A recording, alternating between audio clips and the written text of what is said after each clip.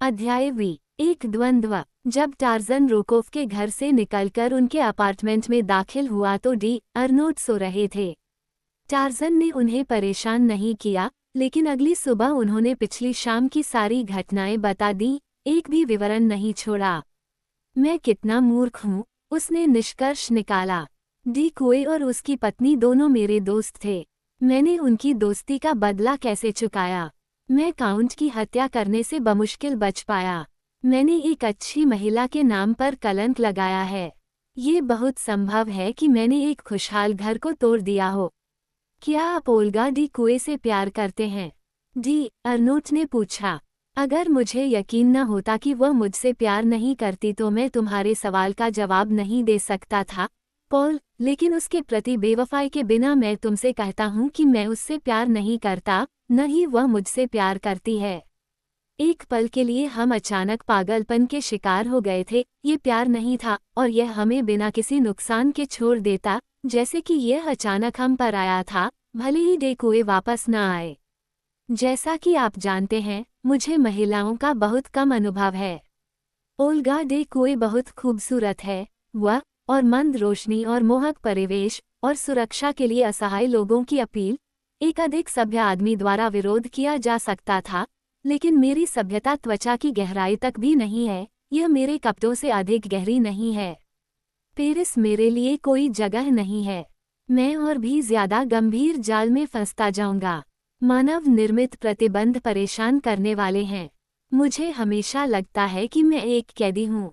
मैं इसे बर्दाश्त नहीं कर सकता, मेरे दोस्त, और इसलिए मैं सोचता हूँ कि मैं अपने जंगल में वापस चला जाऊंगा और वह जीवन जीऊंगा जो भगवान ने मुझे वहां भेजते समय जीने के लिए चाहा था। इस बात को इतना दिल पर मत लो, जीन, डी अर्नोट ने जवाब दिया। तुमने खुद को ऐसे हालात में ज्यादातर सभ्य लोगों से बेहतर तरीके से बरी किया है। इस समय पेरिस छोड़ने के बारे में मुझे लगता है कि राउल डी कुए से जल्द ही इस विषय पर कुछ कहने की उम्मीद की जा सकती है। डी अर्नोट भी गलत नहीं थे। एक सप्ताह बाद सुबह 11 बजे के करीब मॉन्सियर फ्लाबेर्ट की घोषणा की गई, जब डी अर्नोट और टार्ज़न नाश्ता कर रहे थे। मॉन्सियर फ्लाबेर्ट एक प्रभावशाली विनम्र सज्जन व्यक्ति थे। उन्होंने कई बार झुककर मॉन्सियर ले काउंट डी कुए की चुनौती मॉन्सियर टार्ज़न को दी। क्या मॉन्सियर इतने दयालु होंगे कि मॉन्सियर फ्लाबेर्ट से किसी मित्र की मुलाकात जल्द से जल्द किसी सुविधाजनक समय पर करवा दे, ताकि सभी संबंधित पक्षों की आपसी संतुष्टि के अनुसार विवरण तय हो सके? निश्चित रूप से महाशय टार्ज़न अपने हितों को बिना किसी शर्त के अपने मित्र लेफ्टिनेंट डी अर्नोट के हाथों में सौंपकर खुश होंगे। और इसलिए ये तय हुआ कि डी अर्नोट उस दिन दोपहर 2 बजे महाशय फ्लाबेर्ट से मिलने आएंगे, और विनम्र महाशय फ्लाबेर्ट ने कई बार झुककर उन्हें प्रणाम किया। जब वे पुनः अकेले थे तो डी अर्नोट ने टार्ज़न की ओर प्रश्नवाचक दृष्टि से देखा। अच्छा, उसने कहा। टार्ज़न ने कहा, अब मुझे अपने पापों में हत्या भी जोड़नी होगी, नहीं तो मैं खुद मारा जाऊंगा। मैं अपने सभ्य भाइयों के रास्ते पर तेजी से आगे बढ़ रहा हूँ। आप कौन सा हथियार चुनेंगे? डी अर्नोट ने पूछा। डी कुए को तलवार चलाने में महारत हासिल है और वो बेहतरीन निशानेबाजी भी करता है। टार्ज़न ने हंसते हुए कहा, तो मैं 20 कदम की दूरी पर जहरीले तीर या उतनी ही दूरी पर भाले चुन सकता हूँ। इसे पिस्तौल बनाओ, पॉल। वो तुम्हें मार डालेगा, जीन। टार्ज़न ने जवाब दिया, मुझे इसमें कोई संदेह नहीं है। मुझे किसी दिन मरना ही होगा। हमें तलवारें ही बनानी चाहिए, डी अर्नोट ने कहा। वो तुम्हें घायल करके संतुष्ट हो जाएगा और जानलेवा चोट लगने का खतरा भी कम है। पिस्तौल, टार्ज़न ने अंतिम रूप से कहा। डी अर्नोट ने उससे बहस करने की कोशिश की, लेकिन कोई फायदा नहीं हुआ, इसलिए पिस्तौल का इस्तेमाल किया गया। डी अर्नोट 4 बजे के कुछ समय बाद ही मॉन्सियोर फ्लॉबर्ट के साथ अपनी कॉन्फ्रेंस से वापस लौट आए। सब कुछ व्यवस्थित है, उन्होंने कहा। सब कुछ संतोषजनक है। कल सुबह दिन के उजाले में एटम्प से कुछ ही दूर सड़क पर एक सुनसान जगह है। किसी निजी कारण से महाशय फ्लाबेर्ट को ये पसंद आया। मैंने कोई आपत्ति नहीं की। अच्छा, टार्ज़न की एकमात्र टिप्पणी थी। उसने फिर से इस मामले का उल्लेख नहीं किया, यहाँ तक कि अप्रत्यक्ष रूप से भी नहीं। उस रात उसने सेवानिवृत्त होने से पहले कई पत्र लिखे। उन्हें सील करने और पता लिखने के बाद उसने उन सभी को डी अर्नोट को संबोधित एक लिफाफे में डाल दिया। जैसे ही उसने कपड़े उतारे, डी अर्नोट ने उसे संगीत हॉल का एक गीत गुनगुनाते हुए सुना। फ्रांसीसी ने दबी हुई सांस में कसम खाई। वो बहुत दुखी था, क्योंकि उसे पूरा यकीन था कि अगली सुबह जब सूरज उगेगा तो वह नीचे एक मृत टार्ज़न को देखेगा। टार्ज़न को इतना बेपरवाह देखकर उसे बहुत बुरा लगा। ये लोगों के लिए एक दूसरे को मारने का सबसे असभ्य समय है, बंदर आदमी ने टिप्पणी की जब उसे सुबह के अंधेरे में एक आरामदायक बिस्तर से बाहर निकाला गया था। वो अच्छी तरह से सोया था और इसलिए ऐसा लग रहा था कि उसके आदमी ने उसे सम्मानपूर्वक जगाने से पहले उसका सिर मुश्किल से तकिए को छुआ था। उसकी टिप्पणी डी अर्नोट को संबोधित थी, जो टार्ज़न के बेडरूम के दरवाजे पर पूरी तरह से तैयार खड़ा था। डी अर्नोट रात भर मुश्किल से सो पाया था। वह घबराया हुआ था और इसलिए चिड़चिड़ा हो गया था। उन्होंने कहा, मुझे लगता है कि तुम पूरी रात एक बच्चे की तरह सोए होंगे। टार्ज़न हंसा, तुम्हारे लहजे से, पॉल, मुझे लगता है कि तुम मेरे खिलाफ इस तथ्य को छिपा रहे हो। मैं सच में ऐसा नहीं कर सकता था। नहीं, जीन, ऐसा नहीं है, डी अर्नोट ने मुस्कुराते हुए जवाब दिया।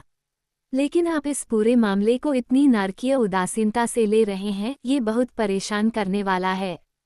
कोई सोचेगा कि आप फ्रांस के सबसे बेहतरीन निशानेबाजों में से एक का सामना करने के बजाय किसी लक्ष्य पर निशाना साधने जा रहे हैं। टार्ज़न ने अपने कंधे उचका दिए। मैं एक बहुत बड़ी गलती का प्रायश्चित करने जा रहा हूँ, पॉल। प्रायश्चित का एक बहुत ज़रूरी पहलू मेरे प्रतिद्वंद्वी की निशानेबाजी है। तो फिर मैं असंतुष्ट क्यों रहूं? क्या तुमने खुद मुझे नहीं बताया कि काउंट डी कूड एक शानदार निशानेबाज है? तुम्हारा मतलब है कि तुम मारे जाने की उम्मीद करते हो? डरकर डी अर्नोट ने कहा, मैं यह नहीं कह सकता कि मुझे मारे जाने की उम्मीद है, लेकिन आपको ये स्वीकार करना होगा कि यह मानने का कोई कारण नहीं है कि मुझे नहीं मारा जाएगा। यदि डी अर्नोट को उस बात का पता होता जो उस वानर मानव के मन में थी, जो बात उसके मन में उस पहली सूचना से ही थी कि डी कुए उसे सम्मान के मैदान पर जवाबदेह ठहराएगा, तो वह उससे भी अधिक भयभीत हो जाता। वे चुपचाप डी अर्नोट की बड़ी गाड़ी में सवार हो गए और इसी तरह की खामोशी से वे एटाम्स की ओर जाने वाली धुंधली सड़क पर तेजी से आगे बढ़ गए। हर आदमी अपने अपने विचारों में मग्न था। डी अर्नोट बहुत दुखी था, क्योंकि वह टार्ज़न का सच्चा दीवाना था।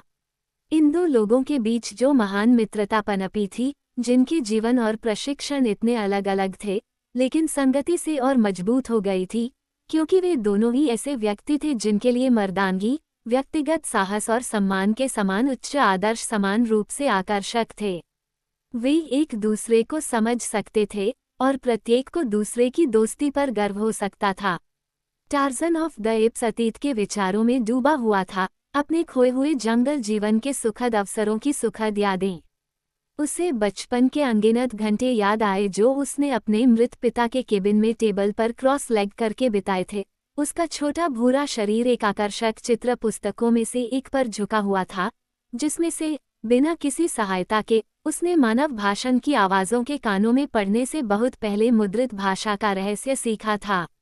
संतुष्टि की एक मुस्कान ने उसके मजबूत चेहरे को नर्म कर दिया जब उसने उस दिन के बारे में सोचा जो उसने अपने आदिम जंगल के दिल में जेन पोर्टर के साथ अकेले बिताया था। कुछ ही देर में गाड़ी के रुकने से उसकी यादें टूट गईं। वे अपने गंतव्य पर पहुंच चुके थे। टार्ज़न का दिमाग उस पल की घटनाओं पर वापस आ गया। उसे पता था कि वह मरने वाला है, लेकिन उसके अंदर मौत का कोई डर नहीं था। क्रूर जंगल के निवासी के लिए मौत एक आम बात है। प्रकृति का पहला नियम उन्हें जीवन से दृढ़ता से चिपके रहने के लिए मजबूर करता है, इसके लिए संघर्ष करने के लिए, लेकिन यह उन्हें मौत से डरना नहीं सिखाता। डी अर्नोट और टार्ज़न सम्मान के मैदान पर सबसे पहले आए। कुछ ही देर बाद डी कुए, मॉन्सियर फ्लॉबर्ट और एक तीसरे सज्जन आए। आखिरी सज्जन का परिचय डी अर्नोट और टार्ज़न से कराया गया। वो एक चिकित्सक थे। डी अर्नोट और महाशय फ्लाबेर्ट ने कुछ देर तक फुसफुसाते हुए बात की। काउंट डी कुए और टार्ज़न मैदान के विपरीत किनारों पर अलग अलग खड़े थे। तुरंत सेकंड ने उन्हें बुलाया। डी अर्नोट और महाशय फ्लाबेर्ट ने दोनों पिस्तौल की जांच की थी।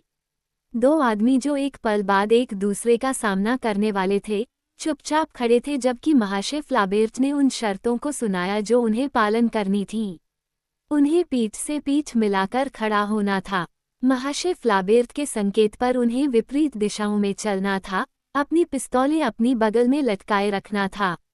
जब वे 10 कदम आगे बढ़ गए तो डी अर्नोट को अंतिम संकेत देना था, फिर उन्हें मुड़ना था और अपनी इच्छानुसार तब तक गोली चलानी थी जब तक कि कोई गिर न जाए या प्रत्येक ने अनुमत 3 गोलियां खर्च न कर ली हों।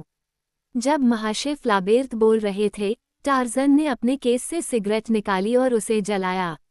डी कोई ठंडक का प्रतीक था, क्या वह फ्रांस का सबसे अच्छा शूटर नहीं था?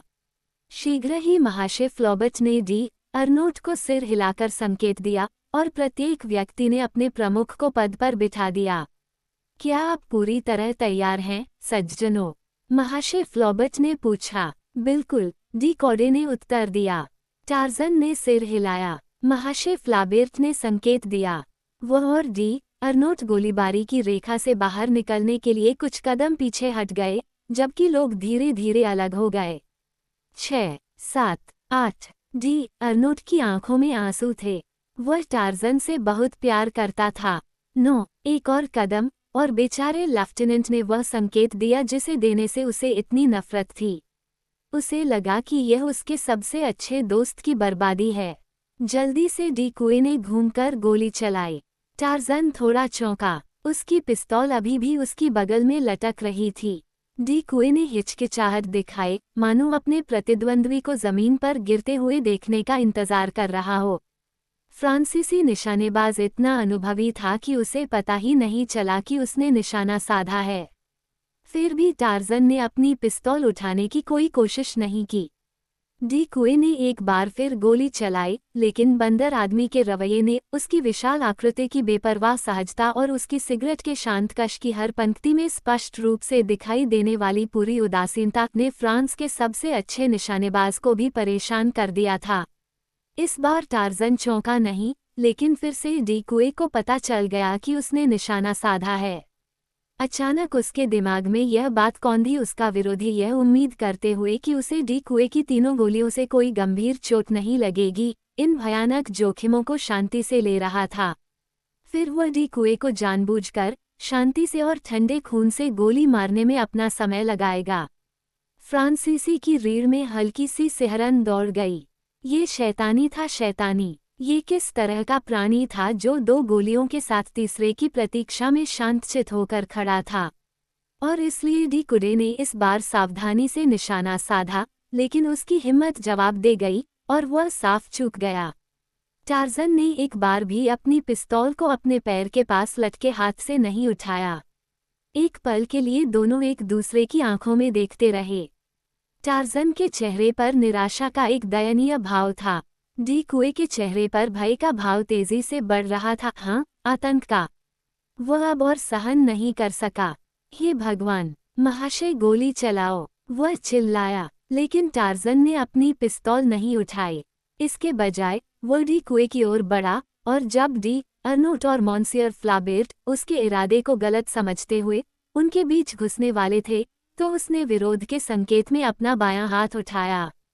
उसने उनसे कहा, डरो मत, मैं उसे कोई हानि नहीं पहुंचाऊंगा। ये बहुत ही असामान्य था, लेकिन वे रुक गए। टार्ज़न तब तक आगे बढ़ता रहा जब तक वह डी कुए के काफी करीब नहीं पहुंच गया। महाशय की पिस्तौल में कुछ गड़बड़ जरूर रही होगी, उसने कहा। यह महाशय की पिस्तौल ढीली हो गई है। महाशय, मेरी पिस्तौल ले लो और फिर से कोशिश करो, और टार्ज़न ने अपनी पिस्तौल बट को आगे करके चकित डी कुए की ओर बढ़ा दी। मॉन डियू, महाशय, बाद वाला चिल्लाया, क्या तुम पागल हो? नहीं, मेरे दोस्त, बंदर आदमी ने जवाब दिया, लेकिन मैं मर जाना चाहता हूँ। यही एकमात्र तरीका है जिससे मैं उस गलती का प्रायश्चित कर सकता हूँ जो मैंने एक बहुत अच्छी महिला के साथ की है। मेरी पिस्तौल ले लो और जैसा मैं कहूँ वैसा करो। ये हत्या होगी, डी कुडे ने जवाब दिया। लेकिन तुमने मेरी पत्नी का क्या बिगाड़ा है? उसने मुझसे कसम खाई थी कि। मेरा यह मतलब नहीं है, टार्ज़न ने जल्दी से कहा।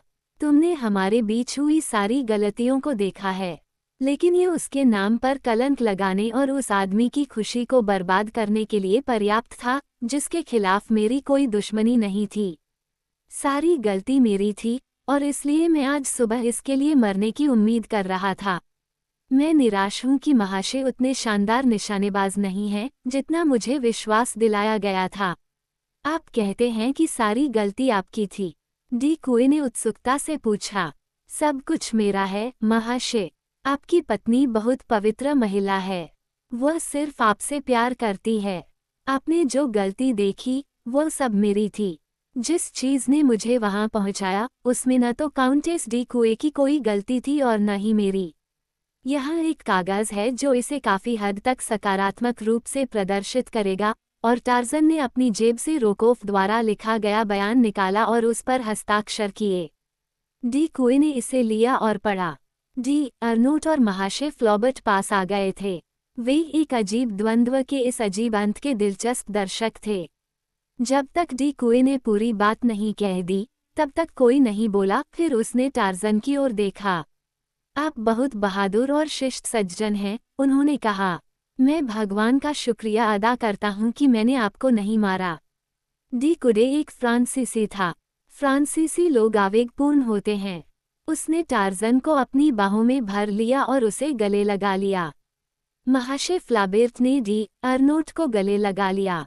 डॉक्टर को गले लगाने वाला कोई नहीं था, इसलिए संभवतः ये नाराजगी थी जिसने उसे हस्तक्षेप करने के लिए प्रेरित किया और मांग की कि उसे टार्जन के घावों पर पट्टी बांधने की अनुमति दी जाए। उन्होंने कहा, इस सज्जन को कम से कम एक बार तो मारा गया। संभवतः 3 बार, 2 बार, टार्जन ने कहा। एक बार बाएं कंधे पर और फिर बाएं हिस्से में, दोनों बार मांस के घाव, मुझे लगता है। लेकिन डॉक्टर ने उसे घास पर लिटाने और तब तक उसके साथ छेड़छाड़ करने पर जोर दिया जब तक कि घाव साफ नहीं हो गए और खून का बहाव बंद नहीं हो गया।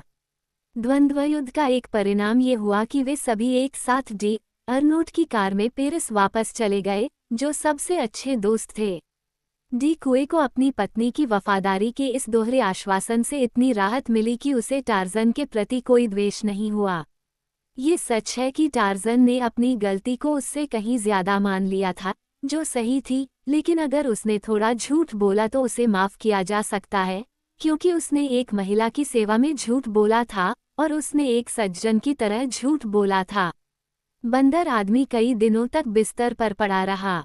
उसे लगा कि यह मूर्खतापूर्ण और अनावश्यक है, लेकिन डॉक्टर और डी अर्नोट ने इस मामले को इतना गंभीरता से लिया कि उसने उन्हें खुश करने के लिए ऐसा किया, हालांकि यह सोचकर उसे हंसी आती थी। ये बहुत ही हास्यास्पद है, उसने डी अर्नोट से कहा। एक पिन चुभने के कारण बिस्तर पर पड़े रहना। जब बोल्गानी राजा गोरिल्ला ने मुझे लगभग टुकड़े टुकड़े कर दिया था, जबकि मैं अभी भी एक छोटा बालक था, तब मेरे पास लेटने के लिए एक अच्छा नर्म बिस्तर क्यों था? नहीं, केवल जंगल की नम, सड़ती हुई वनस्पतियां। मैं किसी मित्रवत झाड़ी के नीचे छिपकर कई दिनों और हफ्तों तक लेटा रहा, जहां मेरी देखभाल करने के लिए केवल काला था, बेचारा, वफादार काला, जिसने मेरे घावों से कीड़ों को दूर रखा और शिकारी जानवरों को चेतावनी दी। जब मैंने पानी के लिए पुकारा तो वह अपने मुंह में पानी लेकर आई। उसे पानी ले जाने का यही एकमात्र तरीका पता था। कोई स्टेलाइज्ड गॉज नहीं था, कोई एंटीसेप्टिक पट्टी नहीं थी, ऐसा कुछ भी नहीं था जिसे देखकर हमारे प्यारे डॉक्टर पागल न हो जाते। फिर भी मैं ठीक हो गया, बिस्तर पर लेटने के लिए ठीक हो गया, क्योंकि एक छोटी सी खरोंच थी जिसका एहसास जंगल के लोगों में से किसी को भी तब तक नहीं होता जब तक कि वह उसकी नाक के सिरे पर न हो। लेकिन समय जल्द ही खत्म हो गया, और इससे पहले कि वह समझ पाता टार्जन फिर से विदेश में था। डी कुए ने कई बार फोन किया था, और जब उसने पाया कि टार्जन किसी तरह की नौकरी के लिए उत्सुक है, तो उसने वादा किया कि वह देखेगा कि उसके लिए बर्थ खोजने के लिए क्या किया जा सकता है। ये पहला दिन था जब टार्जन को बाहर जाने की अनुमति दी गई थी और उसे डी कुए से एक संदेश मिला जिसमें उससे अनुरोध किया गया था कि वह उसी दिन दोपहर को काउंट के कार्यालय में आए। उसने पाया कि डी कुए उसका बहुत ही सुखद स्वागत कर रहा था और उसे हार्दिक बधाई दे रहा था कि वह एक बार फिर अपने पैरों पर खड़ा हो गया है। उस सुबह से लेकर अब तक दोनों में से किसी ने भी सम्मान के मैदान पर द्वंद्वयुद्ध या उसके कारण का कभी उल्लेख नहीं किया था। मुझे लगता है कि मैंने आपके लिए बिल्कुल सही व्यक्ति ढूंढ लिया है, महाशय टार्ज़न, काउंट ने कहा। ये बहुत भरोसे और जिम्मेदारी का पद है, जिसके लिए काफी शारीरिक साहस और पराक्रम की भी आवश्यकता होती है। मेरे प्यारे महाशय टार्ज़न, मैं इस पद के लिए आपसे बेहतर किसी व्यक्ति की कल्पना नहीं कर सकता। इसके लिए यात्रा करना जरूरी होगा और बाद में ये बहुत बेहतर पद की ओर ले जा सकता है, संभवतः राजनयिक सेवा में। शुरू में केवल कुछ समय के लिए आप युद्ध मंत्रालय की सेवा में एक विशेष एजेंट होंगे। आइए, मैं आपको उस सज्जन के पास ले चलता हूं जो आपके प्रमुख होंगे। वे मुझसे बेहतर तरीके से कर्तव्यों के बारे में बता सकते हैं और फिर आप ये तय करने की स्थिति में होंगे कि आप स्वीकार करना चाहते हैं या नहीं। डी कुडे ने खुद टार्ज़न को जनरल रोशेरे के दफ्तर में पहुंचाया, जो उस ब्यूरो के प्रमुख थे जहां टार्ज़न को पद स्वीकार करने पर नियुक्त किया जाता। वहां काउंट ने उसे छोड़ दिया, जनरल को बंदर आदमी के पास मौजूद कई गुणों के बारे में शानदार वर्णन करने के बाद, जो उसे सेवा के काम के लिए उपयुक्त बनाते हैं। आधे घंटे बाद टार्ज़न अपने पहले पद पर आसीन होकर कार्यालय से बाहर निकला। अगले दिन उसे आगे के निर्देशों के लिए वापस लौटना था, हालांकि जनरल रोशेरे ने ये स्पष्ट कर दिया था कि टार्ज़न संभवतः अगले दिन ही लगभग अनिश्चित काल के लिए पेरिस छोड़ने की तैयारी कर सकता है। वह अत्यंत प्रसन्नता के साथ घर की ओर दौड़ा और डी अर्नोट को खुशखबरी सुनाई। आखिरकार अब दुनिया में उसका कुछ महत्व होने वाला था। उसे पैसे कमाने थे और सबसे अच्छी बात ये थी कि उसे दुनिया भर में घूमना फिरना था। वह डी अर्नोट के बैठक कक्ष में जाने से पहले ही खुशखबरी सुनाने के लिए बाहर निकल आया। डी अर्नोट बहुत खुश नहीं था। ऐसा लगता है कि यह सोचकर तुम्हें खुशी हो रही है कि तुम पेरिस छोड़ रहे हो और शायद हम महीनों तक एक दूसरे को नहीं देखेंगे। टार्ज़न, तुम बहुत ही कृतघ्न जानवर हो। और डानोट हंसा। नहीं पॉल, मैं एक छोटा बच्चा हूँ। मेरे पास एक नया खिलौना है और मैं बहुत गुदगुदी करता हूँ। और ऐसा हुआ कि अगले दिन टार्ज़न पेरिस से मासिले और ओरान के लिए रवाना हो गया।